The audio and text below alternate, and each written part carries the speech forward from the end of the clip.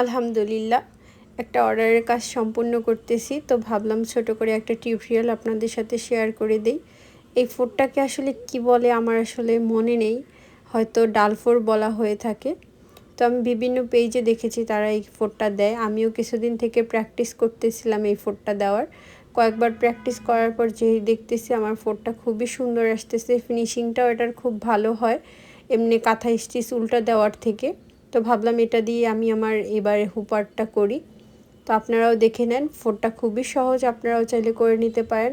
আর আলহামদুলিল্লাহ মাশাল্লাহ কাজের ফিনিশিং যেহেতু ভালো আসতেছে, তো ইনশাল্লাহ কাস্টমারও খুব পছন্দ করবে।